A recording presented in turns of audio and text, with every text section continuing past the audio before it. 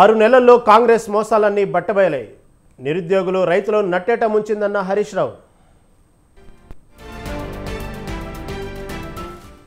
తెలంగాణలో హత్యా రాజకీయాలు లేవు.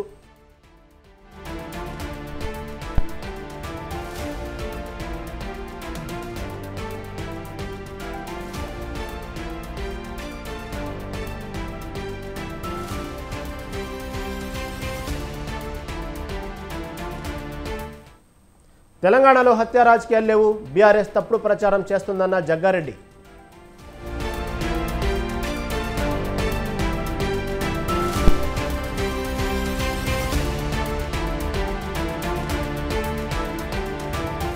పేదవాడికి సంక్షేమం అందకూడదనేది చంద్రబాబు నైజం. పింఛన్ డబ్బులు ఇవ్వొద్దని ఈసీకి లేఖ రాశారన్న బొత్స.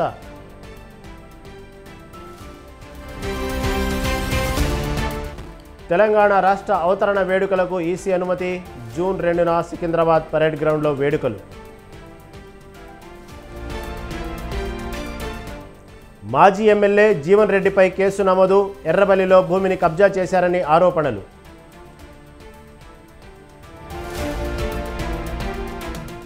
బీజేపీ ముస్లిం మహిళలను టార్గెట్ చేస్తుంది. ఓటు వేయకుండా అడ్డుకునేందుకు ప్రయత్నిస్తుందన్న ఓవైసీ.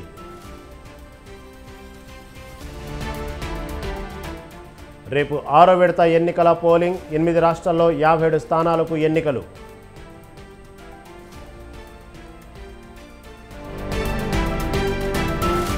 సెన్సెక్స్ 7 పాయింట్లు, నిఫ్టీ 10 పాయింట్లు. ఫ్లాట్గా ముగిసిన స్టాక్ మార్కెట్లు.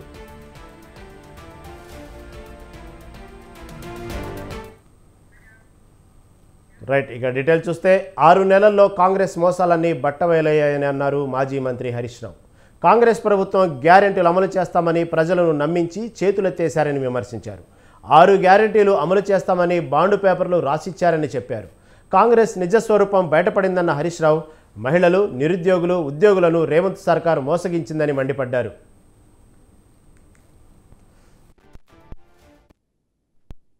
కాంగ్రెస్ పార్టీ దాని నిజస్వరూపం బయటపడ్డది. 6 నెలల్లోనే కాంగ్రెస్ పార్టీ దాని మోసాలన్నీ కూడా బట్ట బయలైనవి. అందరినీ మోసం చేసింది. మహిళలకు మోసం, నిరుద్యోగులకు మోసం, విద్యార్థులకు మోసం, ఉద్యోగులు ఉపాధ్యాయులను మోసం చేసింది. ఒక్క హామీ అయినా నిలబెట్టిందా మీరు ఆలోచించండి. చెప్పిందేమో చాంతాడంత, చేసిందేమో ఆవగించంత. 6 గ్యారెంటీలు అన్నారు. బాండ్ పేపర్ల మీద రాసి మీ అందరి చేతుల్లో పెట్టారు. నమ్మిచ్చారు. నమ్మి గెలిచిన తర్వాత ఇవాళ చేతులు ఎత్తింది కాంగ్రెస్ పార్టీ. ఏం చెప్పారు? 6 5 అయినాయట. 5 అయినాయా? 6 5 అమలైనాయి అంటున్నాడు రేవంత్ రెడ్డి. అయినాయే? మీరే చెప్పాలి. మొదటి హామీ మహిళలకు మహాలక్ష్మి కింద 2500 వచ్చినాయా? వచ్చినాయి. కాంగ్రెస్ పార్టీ దాని నిజస్వరూపం బయటపడ్డది. 6 నెలల్లోనే కాంగ్రెస్ పార్టీ దాని మోసాలన్నీ కూడా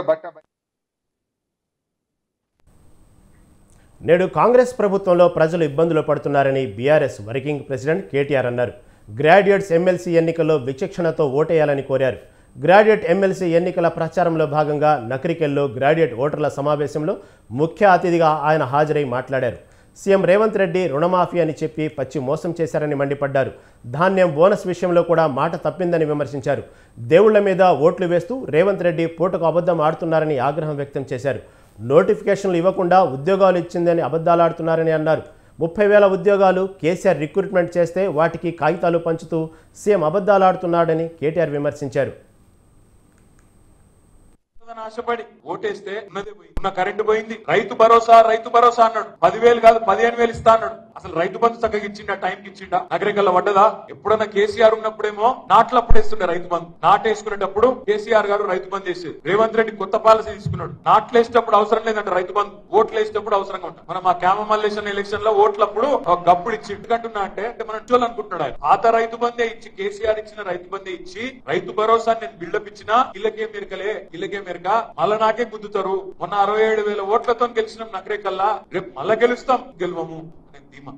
మనం ఏదో దానికి ఆశపడి ఏదో వస్తుందని ఆశపడి ఓటేస్తే ఉన్నదే పోయి ఉన్న కరెంటు పోయింది. రైతు భరోసా అన్నాడు, 10,000 కాదు 15,000 ఇస్తా అన్నాడు. అసలు రైతు బంధు చక్కగా ఇచ్చిండా, టైంకి ఇచ్చిండా, నగరికల్లా పడ్డదా? ఎప్పుడన్నా కేసీఆర్ ఉన్నప్పుడేమో నాట్లు అప్పుడేస్తుండే రైతు బంధు, నాటేసుకునేటప్పుడు కేసీఆర్.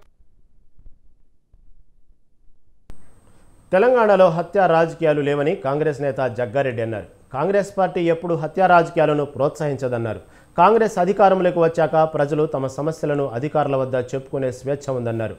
కేటీఆర్ కాంగ్రెస్పై బురద జల్లే ప్రయత్నం చేస్తున్నారన్నారు. బీఆర్ఎస్ హయాంలో ప్రజలకు వారి సమస్యలు కలెక్టర్ వద్ద, ఎస్పీ వద్ద ధైర్యంగా చెప్పుకునే స్వేచ్ఛ లేదన్నారు. బీఆర్ఎస్ హయాంలో ఇందిరా పార్క్ వద్ద ధర్నా చౌక్ను ఎత్తేశారన్నారు. విలువల రాజకీయాల గురించి కేటీఆర్ మాట్లాడుతుంటే హాస్యాస్పదంగా ఉందని జగ్గారెడ్డి అన్నారు. రాజకీయమే హత్యా రాజకీయాలు లేవు. కాంగ్రెస్ పార్టీ ఏ రోజు కూడా తెలంగాణలో హత్యా రాజకీయాలకు ప్రోత్సహిస్తుంది అనే మాట ఇక్కడ లేదు. కాంగ్రెస్ గవర్నమెంట్ వచ్చిన తర్వాత తెలంగాణ ప్రాంతంలో ఎవరికైనా సమస్యలుంటే స్వేచ్ఛగా కలెక్టర్ ఆఫీసుల దగ్గర ధర్నాలు పెట్టుకొని వాళ్ళ ఆవేదన వ్యక్తపరిచే యొక్క స్వతంత్రము కాంగ్రెస్ గవర్నమెంట్ వచ్చిన తర్వాత వచ్చింది. కేటీఆర్ గారు, మీరు ఇంత మాటలు మాట్లాడుతున్నారే, ఇన్ని అబండాలు మా కృష్ణారావు గారి మీద వేస్తున్నారే, మీరు మీ గవర్నమెంట్లో స్వతంత్రంగా ఎవరైనా సరే ఈ కష్టం ఉన్నది, ఈ బాధ ఉన్నది అని ఒక కలెక్టర్ దగ్గరకో ఒక ఎస్పీ దగ్గరకో పోయి చెప్పుకునే అవకాశాలు బీఆర్ఎస్ గవర్నమెంట్ ఉన్నప్పుడు ఉండేనా? ఇందిరా పార్కు దగ్గర మీరు ధర్నా చౌక్ని ఎత్తేస్తే ఆ రోజు కోర్టు కొన్ని 5-6 సంవత్సరాలు కోర్టుల కొట్లాడితే గానీ అవకాశం రాలే. విలువల రాజకీయం గురించి కేటీఆర్ గారు మాట్లాడుతుంటే అది హాస్యాస్పదంగా ఉంది అనేది కాంగ్రెస్ పార్టీ. తెలంగాణలో నిరుద్యోగులను మోసం చేసిన ఘనత కాంగ్రెస్ ప్రభుత్వానికే దక్కుతుందని బీజేపీ నేత ఈటెల రాజేందర్ ఆరోపించారు. ఎన్నికల ముందు కాంగ్రెస్ ప్రభుత్వం నిరుద్యోగులకు 4,000 రూపాయల నిరుద్యోగ భృతి ఇస్తానని ఇప్పటికీ అమలు చేయలేదన్నారు. బీఆర్ఎస్ ప్రభుత్వం, ఇప్పుడు కాంగ్రెస్ ప్రభుత్వం నిరుద్యోగులను మోసం చేశాయన్నారు. కేంద్ర ప్రభుత్వం ఉద్యోగులకు 4 డిఏలు ఇచ్చిందని, రాష్ట్ర ప్రభుత్వం ఒక్క డిఏ కూడా ఇవ్వలేదన్నారు. ఆర్ఆర్ ట్యాక్స్ వసూలు చేస్తున్నారని సాక్షాత్తు మోదీ, అమిత్ షానే సీఎంను హెచ్చరించారన్నారు. తక్కువ కాలంలో ఎక్కువ లంచాలు వసూలు చేసిన ప్రభుత్వంగా రేవంత్ ప్రభుత్వం ఘనతకెక్కిందన్నారు ఈటల. ప్రభుత్వం డిఏలు ఇవ్వకుండా మోసం చేసింది. ఆ పార్టీ అభ్యర్థి మీ ముందున్నాడు. ఇవాళ నాకు ఓటు వేయండి, తెల్లారే ముఖ్యమంత్రిని అయితా, నీ డిఏలు చెల్లిస్తా అని చెప్పి మాట ఇచ్చిన పార్టీ కాంగ్రెస్ పార్టీ. 6 నెలలు అవుతుంది, ఇప్పటికి ఊసలేదు. కాబట్టి ఆ కేంద్ర ప్రభుత్వం 4 డిఏలు ఇచ్చినప్పటికి కూడా ఒక్క డిఏ ఇవ్వకుండా ఇవాళ మీకు నష్టపరుస్తున్నటువంటి ఈ పార్టీల భరతం పట్టే బాధ్యత భారతీయ జనతా పార్టీకి అప్పచెప్పమని చెప్పి మీ ఉద్యోగులకు వినమ్రంగా విజ్ఞప్తి చేస్తున్నాం. దేశ ప్రధానమంత్రి ఈ గడ్డ మీదకి వచ్చి, హోంమంత్రి గారు ఈ గడ్డ మీదకి వచ్చి డబుల్ ఆర్ ట్యాక్స్ వసూలు చేస్తున్నాడు. బీ కేర్ఫుల్ మిస్టర్ సీఎం అని చెప్పి ఇవాళ హెచ్చరించే పరిస్థితి వచ్చిందంటే ఈ రాష్ట్ర ప్రతిష్ట ఎంత మట్ల కలిసిపోయిందో మనకు అర్థం కావాలి. అతి తక్కువ కాలంలో అతి ఎక్కువ లంచాలు వసూలు చేసినటువంటి ప్రభుత్వం రేవంత్ రెడ్డి ప్రభుత్వంగా ఘనతకెక్కింది. 4,000 కోట్ల పైసలకు అక్రమంగా వసూలు చేసి దేశవ్యాప్తంగా ఉన్న కాంగ్రెస్ పార్టీకి పంపించిందంటే ఎటువైపు పోతుందో మనం అర్థం చేసుకోవాలని చెప్పి కోరుతూ, ఇలాంటి ప్రభుత్వం మళ్ళీ కొనసాగుతున్నటువంటి విశ్వాసం లేదు. గతంలో కేసీఆర్ ప్రభుత్వం డిఏలు ఇవ్వకుండా మోసం. అనవసరంగా ముస్లిం రిజర్వేషన్లపై మాట్లాడితే ప్రధాని మోదీపై పరువు నష్టం దావా వేస్తామని ప్రభుత్వం సలహాదారు షబ్బీర్ అలీ అన్నారు. మోదీ హిందూ ముస్లిం అని రెచ్చగొట్టే విధంగా మాట్లాడడం సరికాదన్నారు. మోదీకి ముస్లిం రిజర్వేషన్లపై తీసుకున్న జీవో, కోర్టుల ఆదేశాల కాపీలు పంపుతున్నామని తెలిపారు. కోర్టు పరిధిలో ఉన్న అంశంపై ప్రధాని ఎలా మాట్లాడతారని ప్రశ్నించారు. మైనార్టీలకు ఇచ్చిన రిజర్వేషన్ మతం ప్రామాణికంగా ఇవ్వలేదన్నారు. గతంలో అమిత్ షా మాట్లాడితేనే కోర్టులో కేసు వేశామని గుర్తు చేశారు. మోదీకి చదువు రాదా, రిజర్వేషన్ ఎలా ఇచ్చారో తెలుసుకుంటే మంచిదన్నారు షబ్బీర్ అలీ. ఆయన వరుసగా మోదీ గారు చెప్తూనే ఉన్నారు. అయితే నేను ఆలోచించి మోదీ గారికి లెటర్ రాస్తూ ఈ లెటర్లో అన్ని ఇస్తున్నాను. ఇది మతపరంగా రిజర్వేషన్ కాదు, ఇది socially, educationally and economically backwards వాళ్ళ గురించి ఇచ్చినాము. ముస్లిమ్స్ లో అందరికి లేదు, సయ్యద్ కు లేదు, మొఘల్ కు లేదు, పఠాన్ కు లేదు, నవాయత్ కు లేదు, షియాకు లేదు. అలాంటి 14 కమ్యూనిటీస్ కే ఇచ్చినాం. మా దగ్గర 100 ఉన్నారు కమ్యూనిటీస్. అందులో ఓన్లీ 14 లో అది ధోబీ అంటే వాషర్మెన్, ధోబీ, హజ్జాం, ఖసాబ్, హెయిర్ కటింగ్ అలాంటి బీద వాళ్ళు ఉన్న వాళ్ళకే ఈ రిజర్వేషన్ పెండింగ్ ఉంది. అయినా వరుసగా మోదీ గారు చెప్తూనే ఉన్నారు. అయితే నేను బెంగళూరు రేవ్ పార్టీకి ఆ కేసు నిందితులకు తనకు ఎలాంటి సంబంధం లేవని ఏపీ మంత్రి కాకాణి గోవర్ధన్ రెడ్డి స్పష్టం చేశారు. టీడీపీ నేత సోమిరెడ్డి చేసిన ఆరోపణలపై కాకాణి తీవ్రంగా మండిపడ్డారు. డ్రగ్స్ ఆరోపణల నేపథ్యంలో శాంపిల్స్ ఇవ్వడానికి నేను రెడీ అని స్పష్టం చేశారు. సోమిరెడ్డిది నీచమైన చరిత్ర అంటూ ఫైర్ అయ్యారు. రిసార్ట్ ఓనర్ గోపాల్ రెడ్డితో నాకు సంబంధాలు ఉన్నాయని సోమిరెడ్డి చేసిన ఆరోపణలను నిరూపించాలని సవాల్ విసిరారు. రాజకీయంగా ఎదుర్కొనలేకే ఈ చౌకబారు ఆరోపణలని విమర్శించారు. దమ్ము, ధైర్యం, శక్తి ఉంటే రాజకీయంగా ఎదుర్కొన్నారు. ఎందుకంటే దౌర్భాగ్యం ఈ రాజ్యాంగం కల్పించినటువంటి ప్రజాస్వామ్య వ్యవస్థలో ఎటువంటి వెధవ మీదైనా పోటీ చేయాలా. అటువంటి వెధవ మీద నేను పోటీ చేస్తున్నాను నీ మీద. కాబట్టి నీ మీద పోటీ చేసి రావడం నా దౌర్భాగ్యం. కానీ తప్పదు, రాజకీయాల్లో ప్రజా జీవితంలో ఉండేటప్పుడు నీలాంటి ప్రత్యర్థిగా ఉంటే పోటీ చేయాల్సిందే. రాజకీయంగా రా, రాజకీయపరమైనటువంటి విమర్శలు చేయి. ఎదుర్కోవడానికి నేను సిద్ధంగా ఉన్నా, నీకు సమాధానం చెప్పడానికి సిద్ధంగా ఉన్నా. అటువంటిది వదిలిపెట్టి వ్యక్తిగతంగా నాకు సంబంధం లేనటువంటి దాన్ని నాకు అంటగట్టేటువంటి ప్రయత్నం చేయడం ఇంత దుర్మార్గమైనటువంటిది మరొకటి లేదు. కాబట్టి నా దగ్గర ఉన్నటువంటి ఆధారాలన్నీ బయట పెట్టా. కాబట్టి నీకు ధైర్యం ఉంటే ఆ కారుతో నాకు సంబంధాలు చెప్పు, ఆ కారు ఓనర్ తో నాకు సంబంధాలు చెప్పు, నా పాస్పోర్ట్ ఎక్కడ దొరికిందో చెప్పు, ఆ గోపాల్ రెడ్డితో నాకు ఉన్నటువంటి సంబంధాలు చెప్పు, లేదా కర్ణాటక పోలీసుతో విచారణ చేయొచ్చు. నువ్వేదో చెప్పామన్నా ఈ ప్రభుత్వం మారిపోయిన వెంటనే విచారణ చేపడతాం నా దగ్గర వాస్తవాలని. ప్రభుత్వం మారిందా ఎందుకు అంటే నీ ఉద్దేశం ఏంది? నేను దొంగ కేసులు పెడతానని చెప్పకనే చెప్పడమా? నువ్వు ఏదైనా రాజకీయంగా ఎదుర్కొనే 5 ఏళ్ల వైసీపీ పాలన విద్య, వైద్య రంగాల్లో విప్లవాత్మక మార్పులు తీసుకొచ్చిందన్నారు మంత్రి బొత్స. 5 ఏళ్ల పాలనను చూసి ప్రజలు మళ్లీ వైసీపీకే పట్టం కడతారని అన్నారు.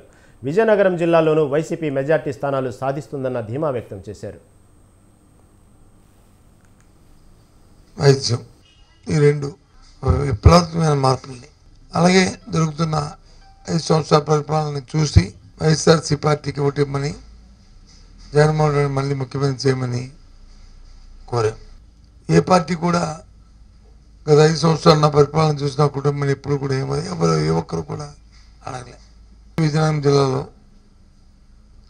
ఏదైతే గత ఎన్నికల్లో 9 స్థానాలకి 9 స్థానాలు కూడా ఎరస్టోరీ విజయనగరంలో మా పార్టీకి విజయం చేకూర్చారు. మళ్ళీ కూడా అదే విశ్వాసంతో ఈసారి కూడా గెలిపిస్తారనే దృఢ నమ్మకంతో ఉన్నాం. నారా లోకేష్ను టీడీపీ అధ్యక్షుడిగా నియమించాలని కొత్త డిమాండ్ను తెరపైకి తెచ్చారు టీడీపీ సీనియర్ నేత బుద్ధా వెంకన్న. నారా లోకేష్ని పార్టీ అధ్యక్షుడిగా నియమించాలి, ఇది తన డిమాండ్ అంటూ తేల్చి చెప్పారు. లోకేష్ను పార్టీ అధ్యక్షుడిగా చేయాలని డిమాండ్ చేసే హక్కు తనకు ఉందన్నారు. చంద్రబాబు ముఖ్యమంత్రిగా ప్రమాణ స్వీకారం చేసిన రోజు నారా లోకేష్ అధ్యక్షుడిగా నియమించాలని డిమాండ్ చేశారు. లోకేష్ని అధ్యక్షుడిగా నియమిస్తే మరో 30 ఏళ్లు పార్టీ బతుకుతుందని చెప్పారు. ఎన్నికల్లో 130 స్థానాలు కూటమికి వస్తాయని, అమరావతిలో చంద్రబాబు ప్రమాణ స్వీకారం చేస్తారని బుద్ధా వెంకన్న ధీమా వ్యక్తం చేశారు.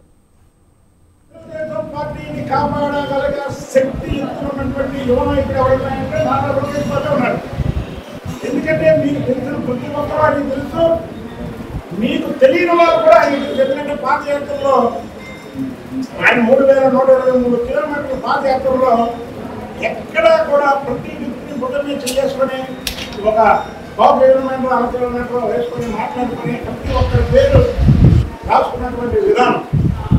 కాబట్టి ఈ పార్టీని 30 సంవత్సరాలు తెలుగు వారికి పసుపు జెండా రెపరెపలాడాలంటే ఇవాళ ఉన్న పరిస్థితిలో నారా లోకేష్ బాబు గారికి పార్టీ బాధ్యతలు చెప్పాలి. ఇది మాత్రం నేను చంద్రబాబు గారిని రిక్వెస్ట్ చేయట్లా. నేను మాత్రం ఇది చంద్రబాబు నాయుడు గారు ఒక దగ్గర మాకున్న కానీ చదువు కానీ చంద్రబాబు నాయుడు గారికి నా మీద ఉన్న ప్రేమ కానీ దానివల్ల నేను దీన్ని మాత్రం నేను డిమాండ్ చేస్తాను.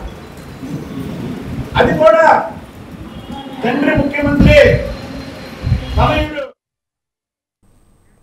తెలంగాణ రాష్ట్ర అవతరణ వేడుకల నిర్వహణకు కేంద్ర ఎన్నికల సంఘం అనుమతినిచ్చింది. జూన్ 2న సికింద్రాబాద్ పరేడ్ గ్రౌండ్లో రాష్ట్ర అవతరణ వేడుకలు నిర్వహించాలని ప్రభుత్వం నిర్ణయించింది. అదే రోజు గన్ పార్క్లోని అమరవీరుల స్తూపం వద్ద సీఎం రేవంత్ రెడ్డి నివాళులు అర్పించనున్నారు. ఈసీ నుంచి అనుమతి లభించిన నేపథ్యంలో వేడుకలకు సంబంధించిన ఏర్పాట్లు చేయాలని రాష్ట్ర ప్రభుత్వ ప్రధాన కార్యదర్శి శాంతికుమారి వివిధ శాఖల అధికారులను ఆదేశించారు. ప్రముఖులు ప్రయాణించే మార్గాలలో అవసరమైన బందోబస్తు ఏర్పాటు చేయాలని, పార్కింగ్ స్థలాలను కేటాయించినప్పుడు ట్రాఫిక్ రూట్ మ్యాప్ను సిద్ధం చేసి ట్రాఫిక్కు అంతరాయం కలగకుండా జాగ్రత్తలు చేపట్టాలని పోలీస్ శాఖను ఆదేశించారు. పండుగ వాతావరణాన్ని తలపించేలా కళాకారులతో ప్రదర్శనలు ఏర్పాటు చేయాలని సాంస్కృతిక శాఖను ప్రభుత్వ ప్రధాన కార్యదర్శి ఆదేశించారు. నిరంతరాయంగా 3-ఫేజ్ విద్యుత్ సరఫరా చేయాలని విద్యుత్ శాఖకు సూచించారు. అన్ని శాఖలు సమన్వయంతో పనిచేసి కార్యక్రమాన్ని ఘనంగా నిర్వహించాలని సూచించారు.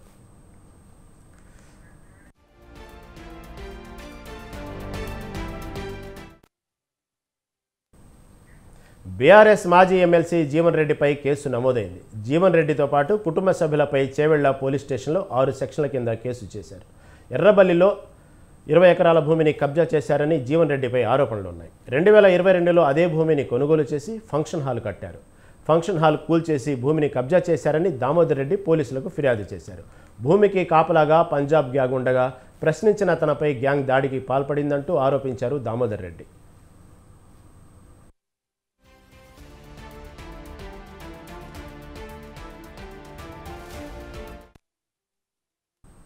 బెంగళూరులోని జిఆర్ ఫామ్ హౌస్లో రేవ్ పార్టీ కేసు అనేక మలుపులు తిరుగుతుంది. రోజుకొక అంశం ఈ రేవ్ పార్టీ కేసు గురించి తెర మీదకు వస్తూనే ఉంది. తాజాగా ఈ కేసులో 3 పోలీసు అధికారుల మీద వేటు పడింది. హెబ్బాగోడి స్టేషన్కు చెందిన 3 పోలీసు అధికారులని సస్పెండ్ చేశారు పై అధికారులు.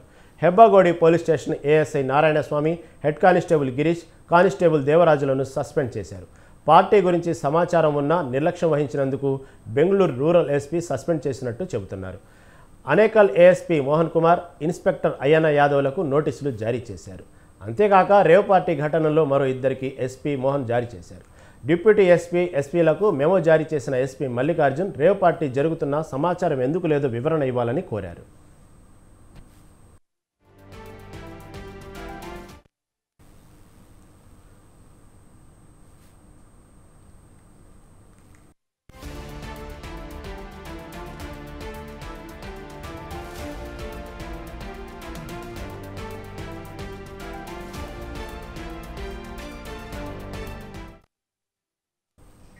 డేటా ఎంట్రీ ఆపరేటర్ ఉద్యోగాలు ఇప్పిస్తామని 1,00,000 వరకు సొమ్ములు తీసుకుని కంబోడియాకు తీసుకెళ్లిన యువకులను ఇండియన్ ఎంబసీ సమన్వయంతో విశాఖకు తీసుకొచ్చినట్లు విశాఖ పోలీస్ కమిషనర్ రవిశంకర్ అయ్యన్నార్ వెల్లడించారు. కంబోడియా వారు వీరిని చైనా వాళ్లకు అప్పగించారని, వీరి ద్వారా ఇండియాలో సైబర్ క్రైమ్కు పాల్పడేలా చేశారని కమిషనర్ తెలిపారు. ఒక్క సైబర్ క్రైమ్ ద్వారా విశాఖలో 120 కోట్లు పోయాయన్నారు. 20 మందితో 7 బృందాలు ఏర్పాటు చేశారని, అన్ని అంశాల మీద క్షుణ్ణంగా దర్యాప్తు చేస్తామన్నారు. ఇండియన్లను మోసం చేస్తేనే ఆహారం ఇచ్చేవారని బాధితులు వాపోయారు. టార్గెట్ రీచ్ కాకపోయినా, మోసాలు సరిగ్గా చేయలేకపోయినా బేస్బాల్ బ్యాట్లతో కొట్టారని ఆవేదన వ్యక్తం చేశారు. ఎన్ఐఏలో పనిచేసిన అనుభవం కేసు దర్యాప్తునకు సహాయపడిందన్నారు కమిషనర్ రవిశంకర్ అయ్యన్నార్.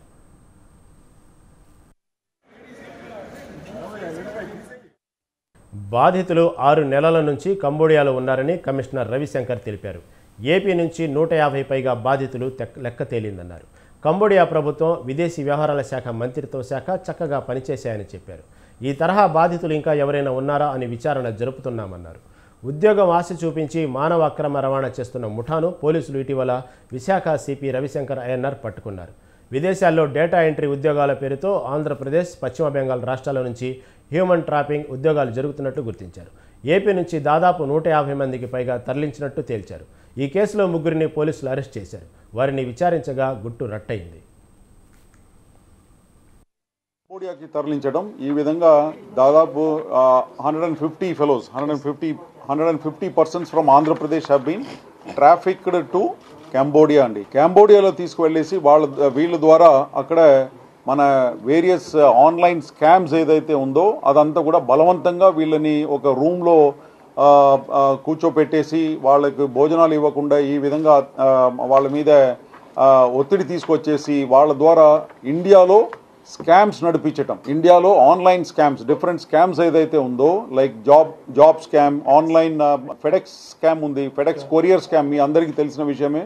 తర్వాత క్రిప్టో కరెన్సీ రిలేటెడ్ స్కామ్స్, ఇవి అన్ని కూడా అక్కడ బలవంతంగా ఒక రూమ్లో కూర్చోపెట్టేసి టాస్క్ గేమ్ స్కామ్స్, ఇవి అన్ని కూడా మన వాళ్ళందరినీ కూడా ఇక్కడ నుంచి డేటా ఎంట్రీ ఆపరేటర్ ఉద్యోగం ఇప్పిస్తామని చెప్పేసి వీళ్ళ దగ్గర నుంచి కొంతమంది ఏజెంట్స్ ఉన్నారు, మన ఇండియన్ ఏజెంట్సే ఉన్నారు. ఆ ఇండియన్ ఏజెంట్స్ వీళ్ళ దగ్గర నుంచి ఇక్కడ లోకల్ గా ఎవరినైతే మేము ఇప్పుడు అరెస్ట్ చేసినామో వాళ్ళు ముగ్గురిని మేము పట్టుకున్నాము. వాళ్ళు వీళ్ళ దగ్గర నుంచి అన్ఎంప్లాయిడ్ యూత్ దగ్గర నుంచి 1.5 lakhs చొప్పున కలెక్ట్ చేసుకొని దాంట్లో 80,000 కంబోడియా వాళ్ళకి పంపిస్తారు. కంబోడియాలో ఫర్దర్ ఏజెంట్స్ ఎవరైతే ఉన్నారో వాళ్ళకు 80,000 పంపించేసి వీళ్ళు 70,000 ప్రాఫిట్ రూపంలో వీళ్ళ దగ్గర పెట్టుకుంటారు. కంబోడియాకి తరలించడం, ఈ విధంగా దాదాపు 150 fellows 150%.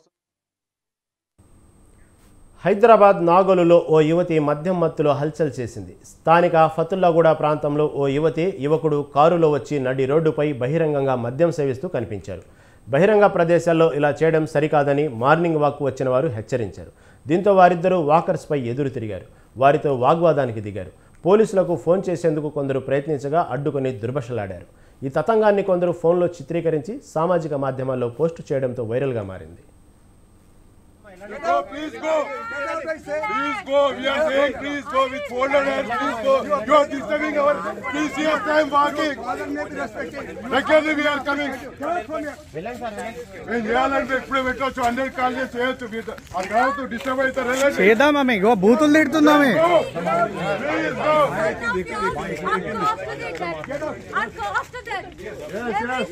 Most welcome. Most welcome. Please.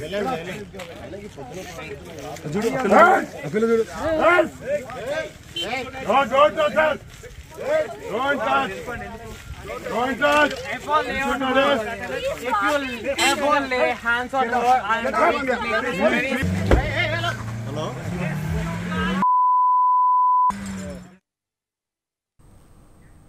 Lok Sabha ఎన్నికల వేళ ఓటింగ్కు సంబంధించిన తుది సమాచారాన్ని పోలింగ్ కేంద్రాల వారీగా వెబ్సైట్లో అందుబాటులో ఉంచేలా ఎన్నికల సంఘాన్ని ఆదేశించాలని కోరుతూ దాఖలైన పిటిషన్ను ప్రస్తుతం పరిగణలోకి తీసుకునేందుకు భారత సర్వోన్నత న్యాయస్థానం నిరాకరించింది. అలా ప్రచురించేందుకు ఈసీ భారీ స్థాయిలో మానవ వనరులను సమకూర్చుకోవాల్సి ఉంటుందని అభిప్రాయపడింది. ఇప్పటికే 5 దశల పోలింగ్ ముగిసిన నేపథ్యంలో ప్రస్తుతానికి ఈసీని అలా ఆదేశించలేమని తెలిపింది. లోక్సభ ఎన్నికలు పూర్తయిన తర్వాత ఈ అంశంపై సాధారణ బెంచ్ విచారణ చేస్తుందని జస్టిస్ దీపాంకర్ దత్తా, జస్టిస్ సతీష్ చంద్ర శర్మలతో కూడిన వెకేషన్ బెంచ్ స్పష్టం చేసింది.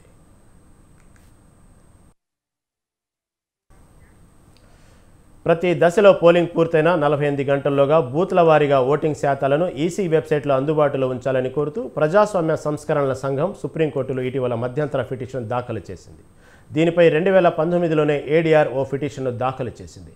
తాజాగా వేసిన మధ్యంతర పిటిషన్ను విచారించిన సుప్రీం ధర్మాసనం వారం రోజుల్లోగా స్పందనను తెలియజేయాలని మే 17న ఈసీని ఆదేశించింది.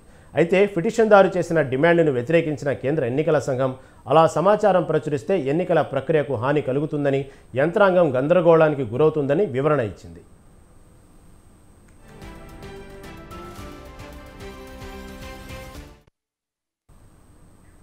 రేపు 6వ విడత పోలింగ్ జరగనుంది. పోలింగ్కు ఎన్నికల సంఘం అన్ని ఏర్పాట్లు పూర్తి చేసింది. 6వ దశ ఎన్నికల్లో 8 రాష్ట్రాల్లో 57 సీట్లకు 889 మంది అభ్యర్థులు బరిలో ఉన్నారు. ఢిల్లీ, హర్యానా, బీహార్, జమ్మూ కాశ్మీర్, జార్ఖండ్, ఒడిశా, ఉత్తరప్రదేశ్, పశ్చిమ బెంగాల్లో పోలింగ్ జరగనుంది. యూపీలో 14 లోక్సభ, 1 అసెంబ్లీ స్థానానికి, జార్ఖండ్ 4, ఒడిశా 6, పశ్చిమ బెంగాల్లో 8 లోక్సభ స్థానాలకు ఎన్నికలు జరగనున్నాయి. 11.13 కోట్ల మంది ఓటర్లు 6వ విడతలో ఓటు హక్కు వినియోగించుకోనున్నారు. ఢిల్లీలో 7 పార్లమెంటు స్థానాలకు పోలింగ్ జరగనుంది. హీట్ వేవ్ దృష్ట్యా ఢిల్లీలో ప్రత్యేక ఏర్పాట్లు చేసింది ఎన్నికల సంఘం. ఢిల్లీలో 7 పార్లమెంటు స్థానాల పరిధిలో 13,640 పోలింగ్ స్టేషన్లు ఏర్పాటు చేశారు. 2,800 సమస్యాత్మక పోలింగ్ స్టేషన్ల వద్ద ప్రత్యేక ఏర్పాట్లు చేశారు. ఢిల్లీలో ఎన్నికల విధుల్లో 33,000 మంది పోలీసులు విధులు నిర్వహించనున్నారు. సమస్యాత్మక ప్రాంతాల్లో డ్రోన్లతో నిఘా ఏర్పాటు చేశారు అధికారులు.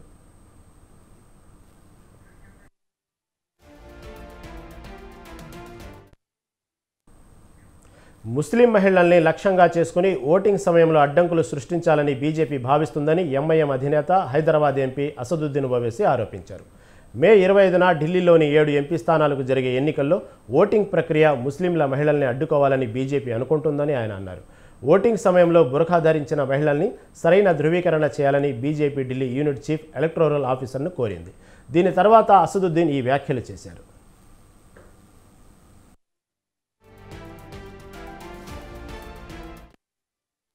బుర్ఖా ధరించిన మహిళలను ప్రత్యేకంగా తనిఖీ చేయాలని బీజేపీ ఢిల్లీ విభాగం ఎన్నికల కమిషన్కు తెలిపిందన్నారు అసదుద్దీన్ ఓవైసీ. తెలంగాణలో ఇటీవల జరిగిన లోక్సభ ఎన్నికల సందర్భంగా వారి అభ్యర్థి ముస్లిం మహిళలను బహిరంగంగా అవమానించారన్నారు. ప్రతి ఎన్నికలలో బీజేపీ కొంతమందిని లక్ష్యంగా చేసుకుంటుందన్న ఓవైసీ ముస్లిం మహిళలను లక్ష్యంగా చేసుకుని వేధిస్తున్నారని ఎక్స్ వేదికగా ఆరోపించారు.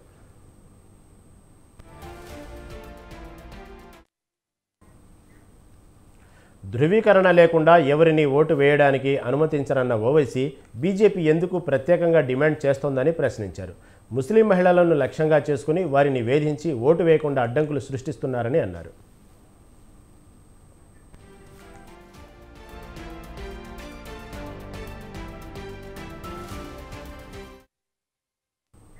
లోక్సభ ఎన్నికల్లో ఓవైపు కాంగ్రెస్ విధ్వంస మోడల్కు మరోవైపు మోదీ గ్యారంటీలకు మధ్య పోరాటంలో జరుగుతుందని ప్రధాని మోదీ అన్నారు. ప్రజలకు ఏ పక్షంలో వహిస్తారో తేల్చుకోవాలని కోరారు. అధికారం కోసం కాంగ్రెస్ అదే పనిగా అసత్యాలను ప్రచారం చేస్తుందని మండిపడ్డారు. లోక్సభ ఎన్నికల ప్రచారంలో భాగంగా ప్రధాని మోదీ హిమాచల్ ప్రదేశ్లోని సిమ్లాలో జరిగిన ర్యాలీని ఉద్దేశించి మాట్లాడారు. అధికారం కోసం పూటకో మాట చెప్పి కాంగ్రెస్ను విశ్వసించవద్దని కోరారు. అగ్రకులాల్లోనూ పేదలుంటారని వారికి రిజర్వేషన్లు అవసరమని కాంగ్రెస్కు 60 ఏళ్లుగా తెలియలేదని దుయ్యబట్టారు. साजिश का ताजा उदाहरण पश्चिम बंगाल में सामने आया। 2 दिन पहले ही कलकत्ता हाईकोर्ट ने वहां 77 मुस्लिम जातियों के आरक्षण को खत्म कर दिया। कोर्ट ने किया। आप लोग कल्पना कर सकते हैं, मुसलमान की 77 जातियों को इंडी गठबंधन वालों ने रातों रात ओबीसी बना दिया था और ओबीसी का जो हक था वो उनको दे दिया था। अदालत ने उसको गंभीरता से लिया। इन सब బంగ్లాదేశ్ ఎంపీ మహమ్మద్ అజీమ్ అనార్ హత్య కేసులో కీలక విషయాలు వెలుగు చూస్తున్నాయి. ఓ మహిళ హనీ ట్రాప్లోకి లాగి హత్య చేసినట్టు అనుమానిస్తున్నారు పోలీసులు. ఇక హత్యకు ఎంపీ పాత స్నేహితుడు 5 కోట్ల సుపారీ ఇచ్చినట్లు ప్రాథమిక దర్యాప్తులో తేలిందని వెల్లడించారు పశ్చిమ బెంగాల్ సిఐడి అధికారులు. వలపు వలలో చిక్కిన అజీమ్ హత్య అనంతరం దారుణంగా చర్మాన్ని ఒలిచి ముక్కలుగా నరికినట్టు వారు అనుమానిస్తున్నారు. ఎంపీ అజీమ్ అనార్ కేసులో దర్యాప్తును ముమ్మరం చేసిన సిఐడి సీసీ ఫుటేజ్ ఆధారంగా కీలక విషయాలను గుర్తించింది. అమెరికాలో నివసించే ఓ మిత్రుడు అద్దెకు తీసుకున్న టౌన్ హాల్ ప్రాంతంలోని అపార్ట్మెంట్లోకి 2 పురుషులు ఒక మహిళతో కలిసి వెళ్లిన ఆయన ఆ తర్వాత తిరిగి రాలేదని గుర్తించింది. అయితే ఆ మహిళతో హనీ ట్రాప్ చేయించి అపార్ట్మెంట్లోకి రప్పించి ఉంటారని అనుమానం వ్యక్తం చేస్తున్నారు. మృతుడి స్నేహితుడికి ఆ మహిళ సన్నిహితురాలేనని, ఫ్లాట్లోకి వెళ్లగానే ఆయనను హత్య చేసి ఉంటారని భావిస్తున్నారు. ఈ మర్డర్ కోసం 5 కోట్ల సుపారీ ఇచ్చినట్లు తెలిపిన అధికారులు ఇప్పటి వరకు ఈ కేసులో 4గురిని అరెస్టు చేశామన్నారు.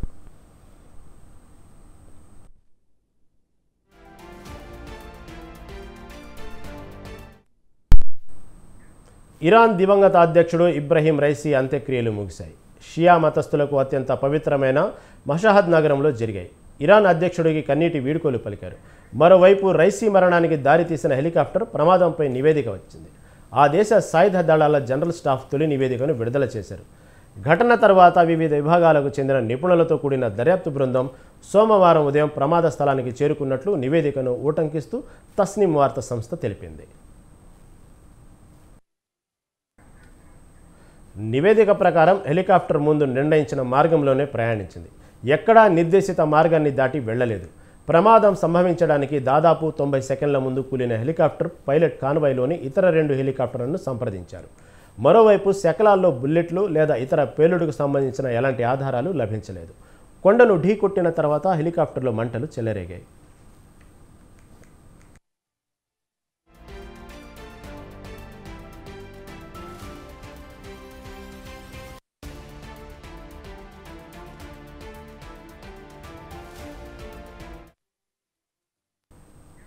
తమిళ సూపర్ స్టార్ రజనీకాంత్కు అరుదైన గౌరవం దక్కింది. యునైటెడ్ అరబ్ ఎమిరేట్స్ నుంచి గోల్డెన్ వీసా అందుకున్నారు. ఈ విషయాన్ని సోషల్ మీడియా ద్వారా అభిమానులతో పంచుకుంటూ సూపర్ స్టార్ సంతోషం వ్యక్తం చేశారు. ఈ సందర్భంగా యూఏఈ ప్రభుత్వానికి రజనీకాంత్ కృతజ్ఞతలు తెలిపారు. యూఏఈ గోల్డెన్ వీసా పొందడం గౌరవంగా భావిస్తున్నట్లు రజనీకాంత్ చెప్పారు.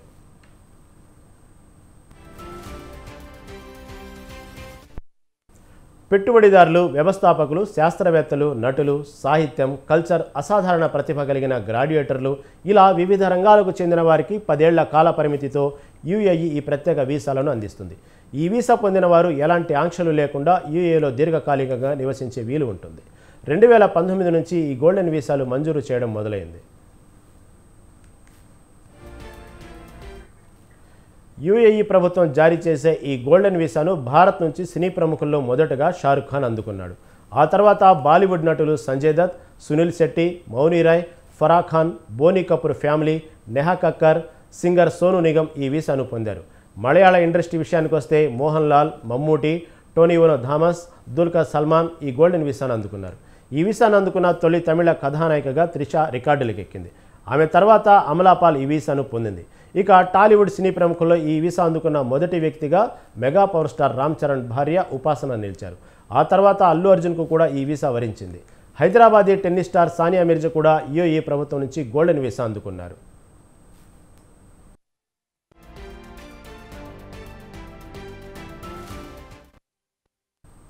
దేశీయ స్టాక్ మార్కెట్ ఫ్లాట్గా ముగిశాయి. ఉదయం నష్టాలతో ప్రారంభం కాగా ముగింపు కూడా స్వల్ప నష్టాలతో ముగిసింది. సెన్సెక్స్ 7 పాయింట్లు నష్టపోయి 75,410 వద్ద ముగియగా నిఫ్టీ 10 పాయింట్లు నష్టపోయి 22,957 వద్ద ముగిసింది. అంతర్జాతీయ ప్రతికూల సంకేతాలు భారత్పై ప్రభావం చూపడం వల్లే సూచీలు ఫ్లాట్గా ముగిశాయి.